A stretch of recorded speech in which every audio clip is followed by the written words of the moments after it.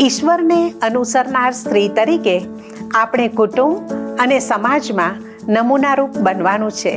તે સાથે આપણા વિચાર, શબ્દો, કાર્યો અને જીવન દ્વારા ઈશ્વરને મહિમા આપવાનો છે. શું તમે એમ કરવા તૈયાર છો? આશાવાન નારીઓ, અમે આશાવાન નારીઓ, આશાવાન નારીઓ, અમે આશાવાન નારીઓ. વચન અમારું જીવન, પ્રાર્થના મારી ધડકન, કરવી છે સ્તુતિ હરદમ. આશાવાન નારીઓ, આશાવાન નારીઓ. કેમ છો દર્શક મિત્રો? સ્ત્રીઓ માટેના ખાસ કાર્યક્રમ આશાવાન સ્ત્રીઓમાં આપ સર્વનું હાર્દિક સ્વાગત છે. આ કાર્યક્રમ સ્ત્રીઓને વિશ્વાસુ, આશાવાન અને પ્રગતિશીલ બનાવવા માટે રચવામાં આવ્યો છે. છેલ્લા કેટલાક સપ્તાહથી આપણે સ્ત્રીઓની વિવિધ ભૂમિકા વિશે વાર્તાલાપ કરી રહ્યા છીએ. આપણે શીખી ગયા કે એક માતા તરીકે, પત્ની તરીકે અને ગૃહિણી અથવા કાર્યકર તરીકે સ્ત્રીઓએ કેવો વ્યવહાર કરવાનો છે. હવે આજે તેના અંતિમ ભાગમાં આપણે શીખીશું કે ઈશ્વરને અનુસરનાર વ્યક્તિ તરીકે આપણે કેવી રીતે જીવન જીવવું જોઈએ.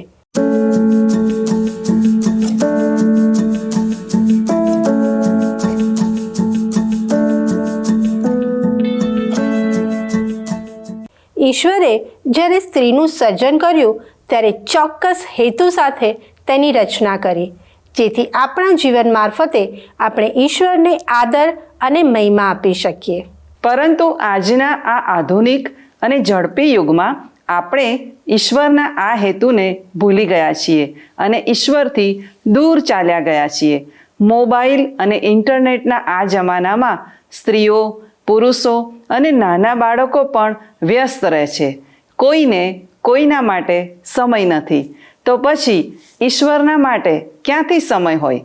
ફેસબુક, ટ્વિટર, ઇન્સ્ટાગ્રામ, યુટ્યુબ અને સોશિયલ મીડિયા આપણા સમયને ચોરી લે છે. તેથી આપણે ઈશ્વરના માટે સમય ફાળવતા જ નથી. આ બધી બાબતો ઉપયોગી છે, પણ સમય મર્યાદામાં અને જરૂરિયાત મુજબ તેનો ઉપયોગ કરવો તે સલાહભર્યું છે. આ તમે બહુ જ અગત્યની સલાહ આપી. સ્ત્રીઓ તરીકે જો આપણે ઈશ્વરની પાછળ ચાલીશું નહીં તો આપણા બાળકો પણ એ જ પ્રમાણે કરશે. તેથી આપણે ઈશ્વરને અનુસરનાર વ્યક્તિઓ તરીકે એક નમૂનો પૂરો પાડનાર બનવાનું છે. ઈશ્વરની પાછળ ચાલવાની વાત આવે ત્યારે મને ઈસુના શિષ્યો સંબંધી વિચાર આવે છે.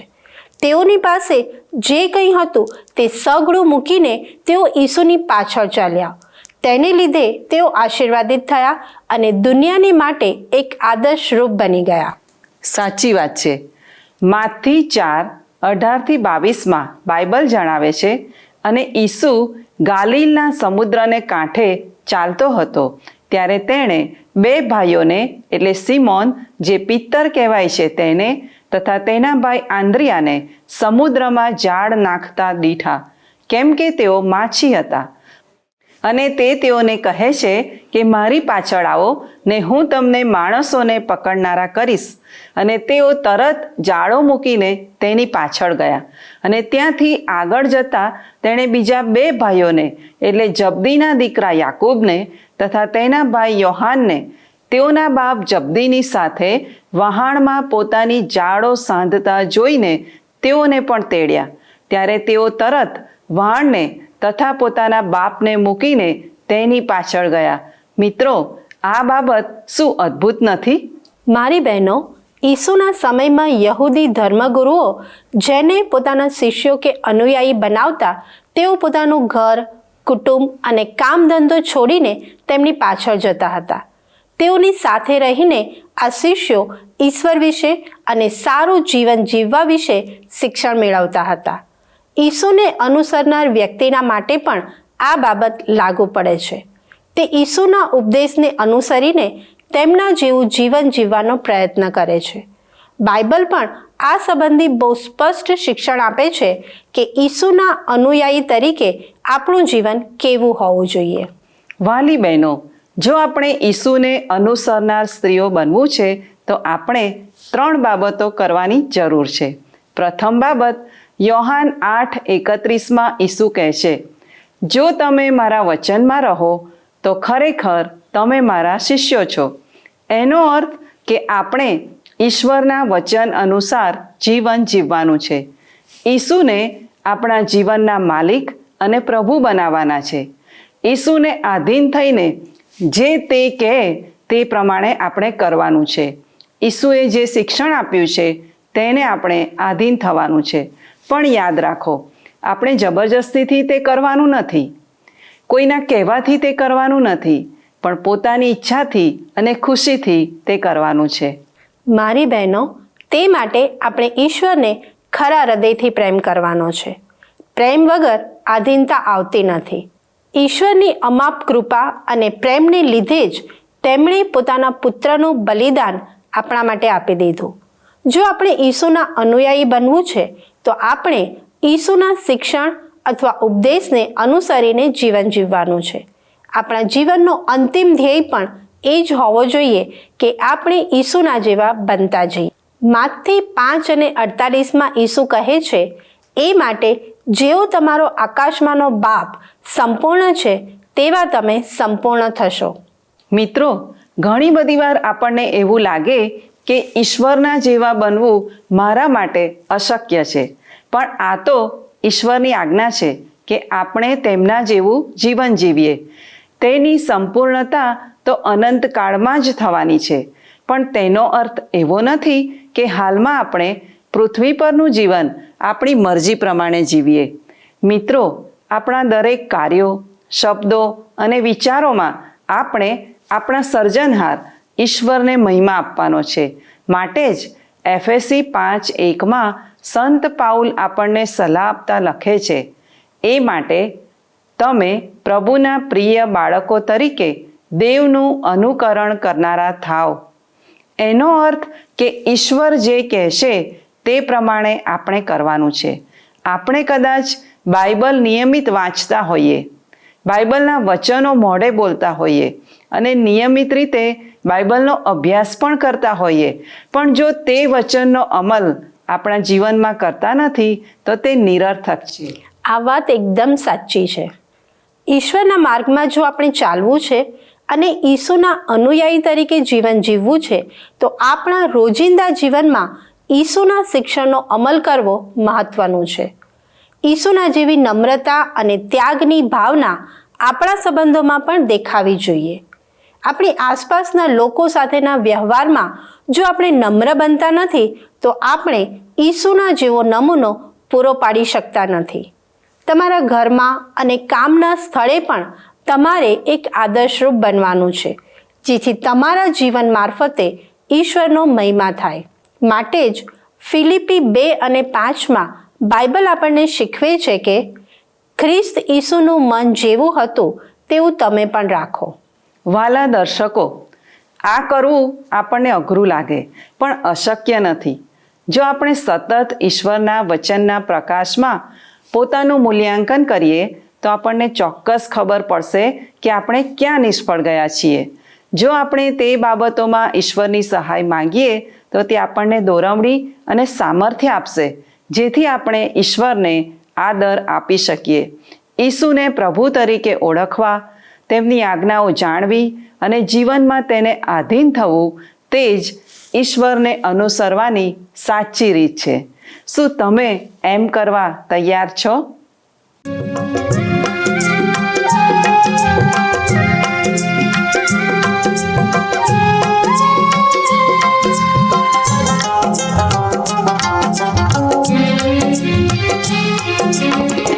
ईसुने शरणे जाओ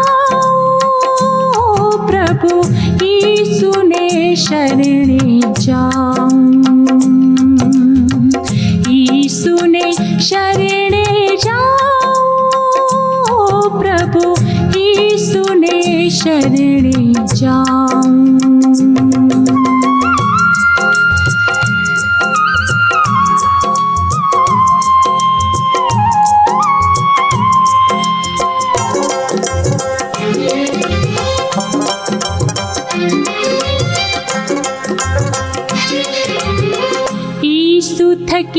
સૌ પાપ ટળે છે, એથી ઘણો હરખાઓ. ઈસુ થકી સૌ પાપ ટળે છે, એથી ઘણો હરખાઓ. એથી ઘણો હરખાઓ. પ્રભુ ઈસુને શરણે જાઉં.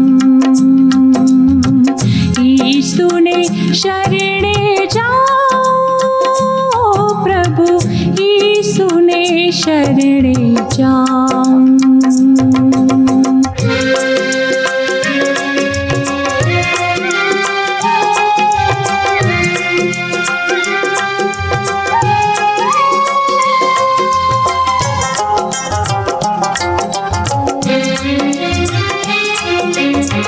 મહાદયાળુ છે પ્રભુ ઈસુ, તે પરવારે વારે જાઓ. મહાદયાળુ છે પ્રભુ ઈસુ, તે પરવારે વારે જાઓ. તે પરવારે વારે જાઓ. પ્રભુ ઈસુને શરણે જાઉં. ઈસુને શરણે જાઉં. પ્રભુ ઈસુને શરણે જાઉં.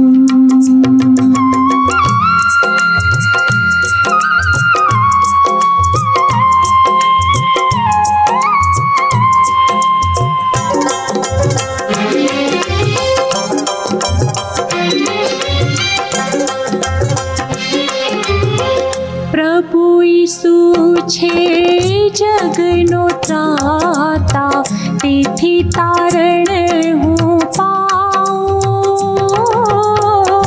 પ્રભુ ઈસુ છે જગનો ત્રાતા, તેથી તારણ હું પાઉં. તેથી તારણ હું પાઉં. પ્રભુ ઈસુને શરણે જાઉં. ઈસુને શરણે જાઉં. પ્રભુ ઈસુને શરણે જાઉં.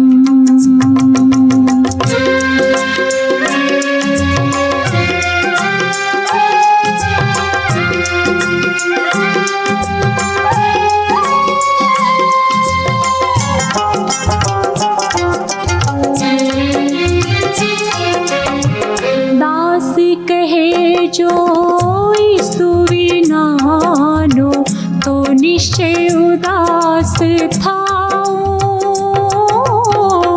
દાસ કહે જો ઈસુ વિનાનો, તો નિશ્ચય ઉદાસ થાઓ. તો નિશ્ચય ઉદાસ થાઓ. પ્રભુ ઈસુને શરણે જાઉં. ઈસુને શરણે જાઉં. પ્રભુ ઈસુને શરણે જાઉં. ઈસુને શરણે જાઉં. પ્રભુ ઈસુને શરણે જાઉં. ઈસુને શરણે જાઉં. પ્રભુ ઈસુને શરણે જાઉં. ઈસુને શરણે જાઉં.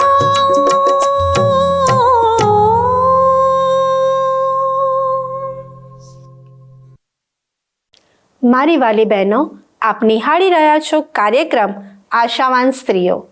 આજના કાર્યક્રમમાં આપણે ઈસુને અનુસરનાર સ્ત્રીઓ તરીકે આપણે કેવું જીવન જીવવું જોઈએ તે વિષયમાં વાર્તાલાપ કરી રહ્યા છીએ.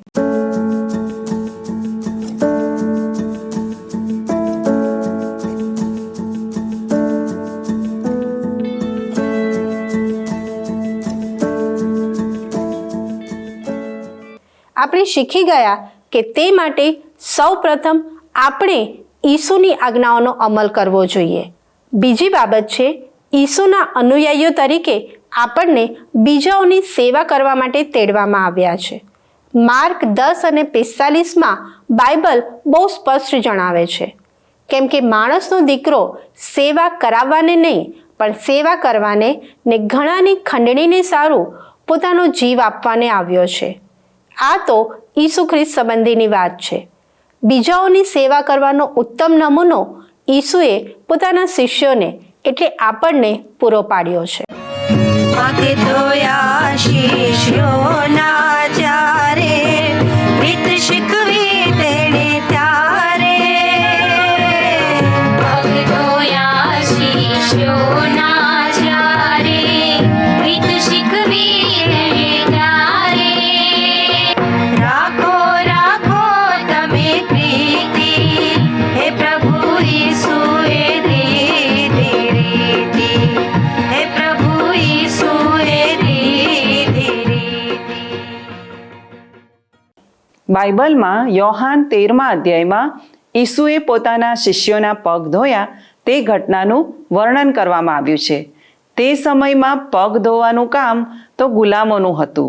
તેથી ઈસુ જ્યારે શિષ્યોના પગ ધોવે છે ત્યારે પિતરને તે ગમતું નથી, પણ ઈસુએ પોતાની જાતને એકદમ નમ્ર કરી દીધી અને પોતાના શિષ્યોને તેમણે કહ્યું કે મેં પ્રભુએ તથા ગુરુએ જો તમારા પગ ધોયા તો તમારે પણ એકબીજાના પગ ધોવા જોઈએ.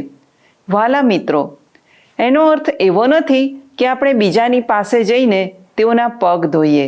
ના, અહીં ઈસુ આપણને નમ્રતાનું વલણ અને સેવાની ભાવના વિશે શીખવે છે. તે શીખવે છે કે કોઈ પણ કામને આપણે ઉતરતી કક્ષાનું ગણવાનું નથી અને નાનું કામ કરવામાં શરમ પણ રાખવાની નથી. સાચી વાત છે. ગરીબોની જરૂરિયાત પૂરી પાડવાની હોય, સંઘર્ષમાં હોય તેવી વ્યક્તિને ટેકો આપવાનો હોય, અથવા આપણા સંબંધોની વાત હોય કે કાર્યની વાત હોય, ઈશ્વર આપણા હૃદય તરફ જુએ છે.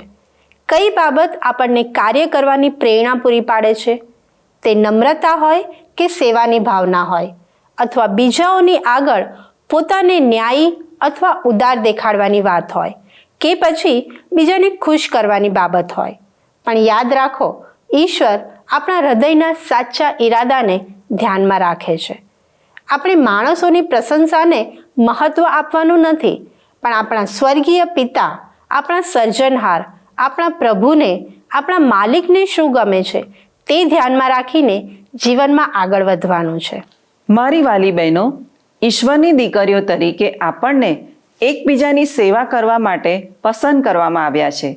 1 થેસાલોનિકી 5:11માં બાઇબલ જણાવે છે, તેથી તમે હમણાં કરો છો તેમ જ અરસપરસ સુબોધ કરો અને એકબીજાને ત્રણ કરો. આપણે એકબીજાને મજબૂત કરવાના છે, ઉત્તેજન આપવાનું છે અને એકબીજાને સુધારવાના પણ છે. અને આ બધું પ્રેમથી કરવાનું છે. જ્યારે આ બધી બાબતો પ્રેમથી કરવામાં આવે છે ત્યારે સામેની વ્યક્તિ પણ તેનો સ્વીકાર કરે છે. યાદ રાખો, અહીં પણ નમ્રતા અગત્યનો ભાગ ભજવે છે. જ્યારે તમે બીજાને સુધારવા માંગો છો ત્યારે તમારે પોતે પણ પોતાની ભૂલ સુધારવા તૈયાર રહેવું જરૂરી છે. આ કાર્ય બંને તરફનું છે. મારી બહેનો, આપણે હંમેશા યાદ રાખવું જોઈએ કે આપણા પ્રત્યેના પ્રેમને લીધે કોઈ વ્યક્તિ આપણને સુધારવા માંગે છે. આપણે તે બાબતોને પ્રાર્થનામાં લઈ જઈને ઈશ્વરને આધીન થવું જોઈએ. આપણે હંમેશા બીજાની ભૂલ સુધારવા તત્પર હોઈએ છીએ, પણ પોતાની ભૂલ સ્વીકારવા તૈયાર હોતા નથી.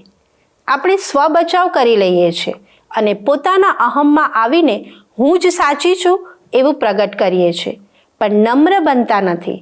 આ આપણો મનુષ્ય સ્વભાવ છે. મારી બહેનો, ઈશ્વરની પાછળ ચાલનાર વ્યક્તિઓ તરીકે ત્રીજી બાબત આપણે કરવાની છે તે છે સાક્ષીરૂપ બનવું. આપણી આસપાસ ઘણા બધા લોકો છે જેઓને માટે આપણા જીવન થકી આપણે નમૂનો પૂરો પાડનાર બની શકીએ છીએ. આપણા ઘરમાં, આપણી ઓફિસમાં, આપણા મિત્રોમાં અને પડોશીઓમાં આપણે ઈસુને અનુસરનાર વ્યક્તિ તરીકેની આગવી છાપ ઊભી કરી શકીએ છીએ. આ લોકો આપણને નજીકથી જુએ છે અને તેથી આપણે પોતાના અલગ વ્યવહાર દ્વારા તેઓના જીવન ઉપર અસર ઉપજાવી શકીએ છીએ. આપણે જે બોલીએ છીએ તે પ્રથમ આપણે પોતે કરવું જોઈએ અને તે પછી જ બીજાને શીખવવું જોઈએ. હા, જો આપણા શબ્દો અને આપણું જીવન બંને અલગ હોય તો આપણે બીજી વ્યક્તિ પર અસર ઉપજાવી શકતા નથી અને સાક્ષીરૂપ બની શકતા નથી. જો ઈશ્વરે તમને લેખન કળા, ચિત્રકળા, સંગીત કે બીજા કોઈ કૃપાદાનો આપ્યા છે તો તેનો ઉપયોગ કરીને તમે ઈશ્વરના માટે સાક્ષીરૂપ બની શકો છો. જો તમે ઈશ્વરના માટે આ આવડતોનો ઉપયોગ કરશો તો ઈશ્વર તમને આશીર્વાદ આપશે અને તમારા જીવન દ્વારા તેમનો મહિમા પ્રગટ કરશે. તેથી જ્યારે પણ તમે ઈશ્વરના માટે સાક્ષીરૂપ બનવા માટે કંઈક કરો છો ત્યારે તે ખરા હૃદયથી અને ખુશીથી કરો. ઈશ્વરે બીજાઓની સેવા કરવાની જે તક તમને આપી છે તેનો આનંદ માણો. મારી વાલી બહેનો, ઈશ્વરના માટે સાક્ષીરૂપ બનવાનું કામ પણ આપણે પ્રેમથી કરવાનું છે. જો આપણે ઈશ્વરને પ્રેમ કરતા નથી અને આપણી આસપાસના લોકોને પ્રેમ કરતા નથી તો કેવી રીતે ઈશ્વરના માટે સાક્ષીરૂપ બનીશું? તેથી ઈશ્વર પ્રત્યેનો પ્રેમ અને લોકો પ્રત્યેનો પ્રેમ આપણા જીવનમાં અગ્રીમ સ્થાને હોવો જરૂરી છે. જો આપણે ઈશ્વરના માર્ગમાં ચાલતા નથી, ઈશ્વરને અનુસરતા નથી તો આપણા જીવન દ્વારા ઈશ્વરના માટે સાક્ષીરૂપ પણ બની શકતા નથી. તે માટે આપણે સતત ઈશ્વરના વચનોને આધીન થઈને ઈશ્વરની ઈચ્છા અનુસાર જીવન જીવીએ તે આવશ્યક છે. મારી વાલી બહેનો, બાઇબલમાં નવા કરારમાં ઘણી બધી સ્ત્રીઓના નામ લખવામાં આવ્યા છે કારણ કે તેઓ ઈસુની પાછળ ચાલી. પોતાના જીવનમાં તેમણે આધીનતાને સ્થાન આપ્યું. તેથી તેઓના માટે એક ઓળખ બની ગઈ કે તેઓ ઈસુને અનુસરનાર સ્ત્રીઓ હતી. આપણા માટે પણ આ ઓળખ કરતાં મહત્વની બીજી કોઈ ઓળખ નથી. પણ શું આપણે તે સ્ત્રીઓના જેવા બનવા તૈયાર છીએ? આવો આપણે પ્રાર્થના કરીએ. પવિત્ર અને દયાળુ ઈશ્વર, સ્ત્રીઓ તરીકે અમારે તમને આધીન થઈને તમારી પાછળ ચાલવાનું છે. નમ્ર બનીને બીજાઓની સેવા કરવાની છે અને તમારા માટે બીજાઓની આગળ સાક્ષીરૂપ અને નમૂનારૂપ બનવાનું છે. તે અમારા ધ્યાન પર લાવવા બદલ અમે તમારો આભાર માનીએ છીએ. આ બધી બાબતો અમારા જીવન મારફતે પૂરી કરવા તમે અમને સામર્થ્ય અને દોરવણી પૂરી પાડો. ઈશ્વરને અનુસરનાર સ્ત્રી તરીકે અમારી આગવી ઓળખ ઊભી કરવા અમને મદદ કરો. ઈસુના નામમાં માંગુ છું. આમેન.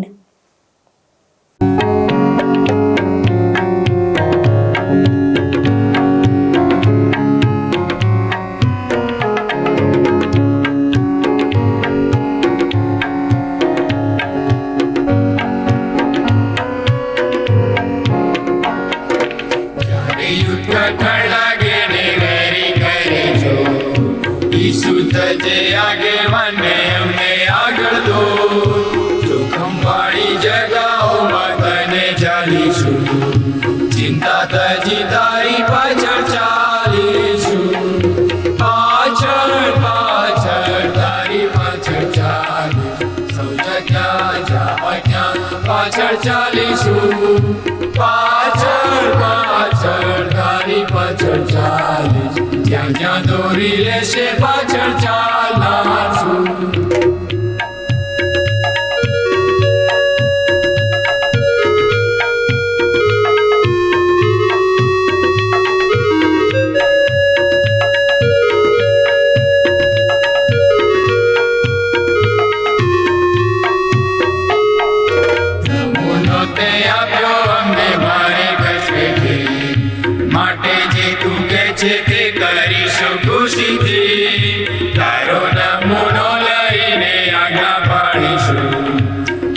થકી તારી પાછળ ચાલીશું. પાછળ પાછળ તારી પાછળ ચાલી સૌ જગ્યા જ્યાં હોય ત્યાં પાછળ ચાલીશું. પાછળ પાછળ તારી પાછળ ચાલી જ્યાં જ્યાં દોરી લેશે પાછળ ચાલાશું.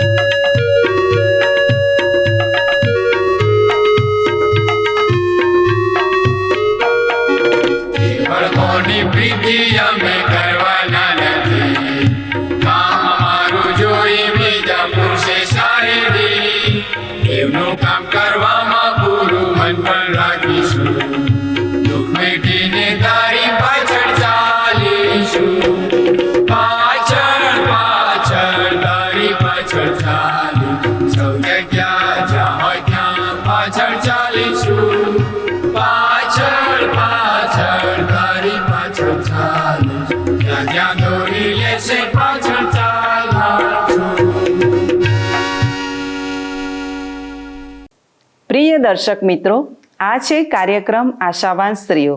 છેલ્લા 4 સપ્તાહથી આપણે સ્ત્રીની વિવિધ ભૂમિકાઓ એટલે માતા, પત્ની, કાર્યકર અને ઈશ્વરને અનુસરનાર સ્ત્રી તરીકે આપણે શું કરવું જોઈએ તે વિશે શીખી ગયા.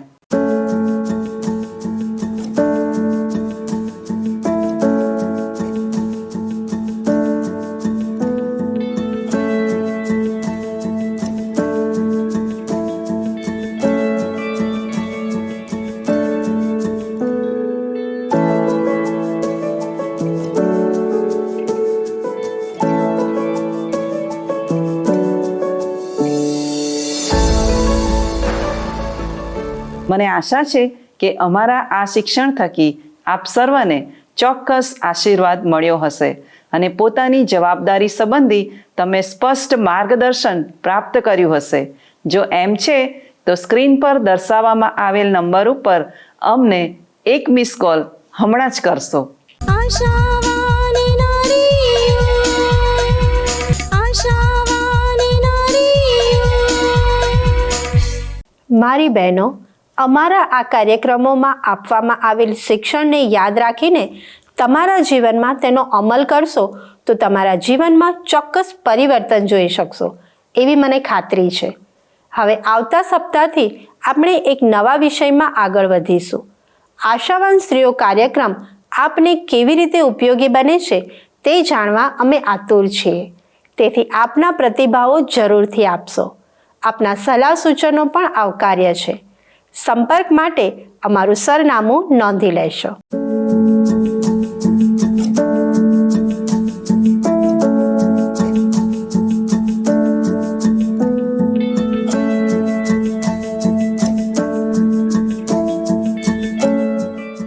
જો આપ ફોનથી અમારી સાથે વાર્તાલાપ કરવા માંગો છો તો તે પણ આવકાર્ય છે.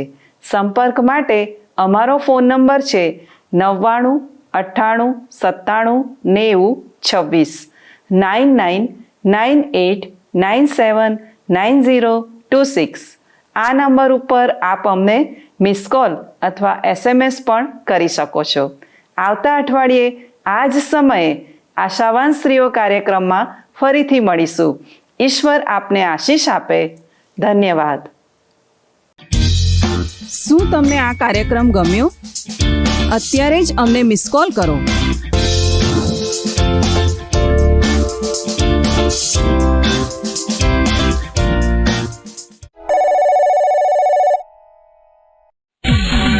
આશાવાન